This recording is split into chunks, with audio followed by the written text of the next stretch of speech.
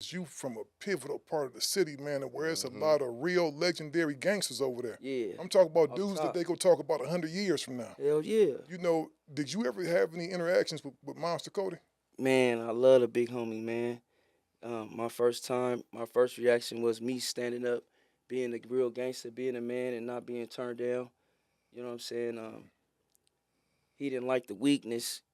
So, you know what I'm saying? Pops already told us about a lot of big homies. Right. Him and my mama. She raised all them, Monster Kody and all them big crazy D from the north. Or them her babies. They came to her house, 81st. She older than all of them. So it was like me hearing stories about them and my daddy telling us on what we supposed to do and what not to do. And he really didn't want no little homie because of buster shit niggas be doing, and he never wanted to fuck his name up. But I took it on anyway. You know what I'm saying? Just because I wanted his name to live long, keep it going on. But Monster showed me so much love, man. Just standing up and being a young gangster. I had my own strap at the time. You feel me? He seen all of that. You know what I'm saying? The big homies, you know, it was all resolved that night at the Players Choice Club. You know what I'm saying? Because he was out there tripping. And there was a lot of niggas that didn't know him. So it's like when big homies come around and you don't know him, it's like, you know, Yeah. nigga, what's happening, homie? You don't know who I am? Then you got some niggas like, no, what you mean you don't know who I am? Exactly. So now you like, Now you really damn, finna get man. pressed. Man, this nigga out here tripping. Like, nigga, I'm slapping niggas on no. I ain't.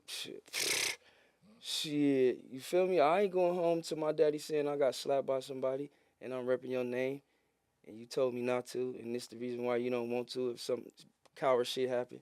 Now I got to kill somebody. So you know what I'm saying? I always kept my gangster hand firm, man, pressing my daddy name. And just that incident with Monster Kody, I earned a lot of respect from him.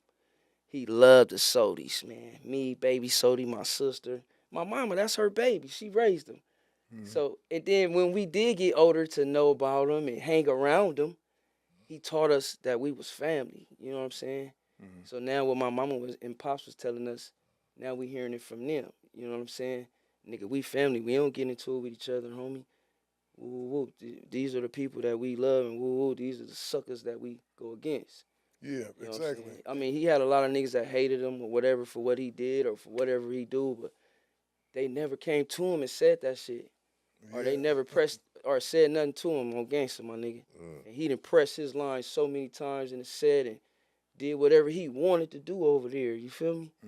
So, you know, and many nights I done hung out with him, gun slang, slung dope, heard old stories. Me, my sister, and probably little bro listening to him, just sucking up the knowledge. Like, these is legends, and I get a chance to be around you. I seen your book in my daddy's closet, the top of the closet, when I first grabbed it and looked at it. Now I'm really actually around you, you feel me? That's one of the things I was going to say. Me being from Ohio, he definitely was one of the names that was ringing bells when they started talking about the Crips and the Bloods across the country, because the way we got acquainted with the Crips and Bloods in Ohio was they was coming up there to sell dope. Yeah, that's what niggas was taking them trips, But yeah, on OT. but it wasn't no hostile takeover shit like how niggas talk about. Niggas was pretty much coming up there giving niggas the good prices and the things, so they was sewing shit up. Next thing you know, you got niggas in Ohio that's claiming they from here, they from over here. That's how it usually spread. You know, niggas go set up out of town somewhere. You know, and start getting off out of town. Find a crew. A lot of times you didn't have, you know, like what they depict in the movies. Niggas come to town, next thing you know, you having shootouts with niggas. Yeah, it wasn't no shit like that. It wasn't Not no to shit say like that that. niggas It didn't did. get into it with niggas out of town. Understand. But you usually could find a couple of niggas who wanted to, you know, represent what we was from, so they get to claim it or get their faction going out of town or whatever. That's how a lot of this shit spread. Especially because Ohio, Cleveland is one of them broke ass cities, dog. It ain't no money in Cleveland, so you either go hustle or starve. You feel what I'm saying? Exactly. It ain't like it's no hella jobs out there. See, in LA, you kind of got a thing to where, you know what, if shit get fucked up for a nigga go find him a security guard job. You feel what I'm saying? Yeah, go real. find a job You can find something quick. You can go find something quick if you need to get some money in your pocket. It ain't like that in Ohio. We don't have no industry, so to speak. The biggest thing we had coming out of Cleveland was Arsenio Hall and Bone. the bone. And that was it. And they boned the fuck out. They tried to open the label up in Ohio, but the shit was just so, you know, when you got poverty, man, that's where you go find a lot of the bullshit at, because people don't have no money. Yeah. Exactly. People don't have no ends, they don't have no snaps, so they go do whatever they need to do to get that going. So when you got niggas that's coming from out of town and they got all the motherfucking dope Resources. and they put you on, you for sure, you like, man, shit, I can feed my family now. And not only that, now I want to lead this motherfucker. Hell yeah, for sure. It was niggas, because you see, I got on and never went to Yo, fuck. G said he niggas left still early. got the fuck up I out of there. went back, but I still love Cleveland. That's always Some going to be good in my niggas. heart. It's some good niggas in always be in Cleveland, my heart in Akron, Cleveland. and all around. You know what I'm saying? Niggas just go through situations where they from. Yeah. got a Especially if you have Hell to yeah. grow up in the hood, so to speak. You get me? That's just the path that's gonna happen. You know what I'm saying? And a lot of times it's because niggas are stuck in poverty and some fucked up That's ass real shit. talk. Fucked up ass shit. Real So I'm talk. going to let you continue. Yes, sir. So, what we was on, Monster Kody? Yeah, we was on Monster Kody, how you Yeah. was out there soaking up all the game. Sucking up all the knowledge. game from the big homie, man. He was treacherous. He was treacherous out there, man. That's what made a lot of us, you know what I'm saying, be who we are as survivors. I call us survivors. Right. And then you have some homies that's non-survivors. They get put off the set, ran off, then stole something, did some weird shit off some drugs. Like right now, we got so many homies off crystal meth, man. It's sad. I'm talking about that shit running all through the county jail, man. Fucking up real niggas, though. Just Nobody based on agrees with- they can't handle the situation or the time.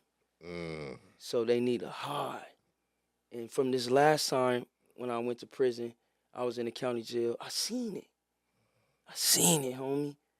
They was in there chasing the dragon, homie. Real niggas. You lose your squabbles. I seen how that shit take you down.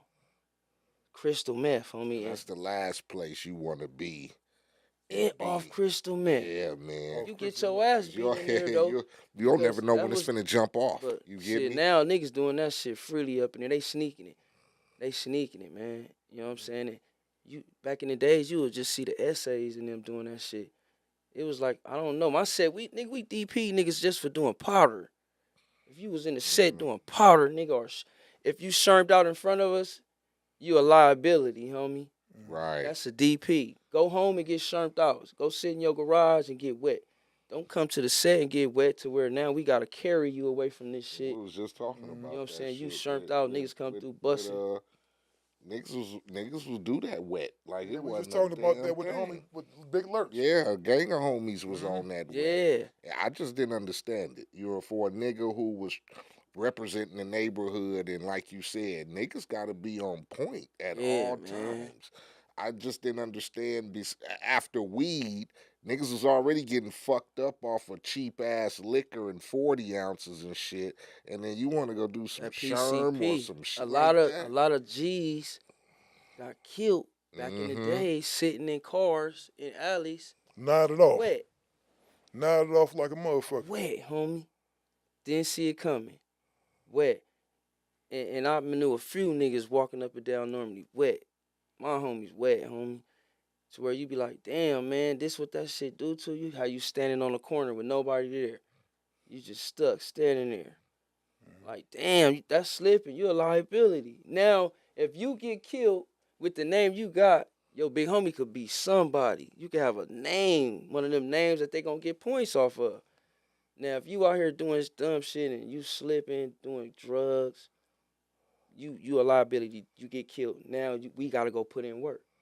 Now we risking our lives to go into prison. Niggas might get caught driving, going to go put in work with the strap, putting in work, get caught putting in work. You know what I'm saying? Now you see all the losses that come with you and your stupidity.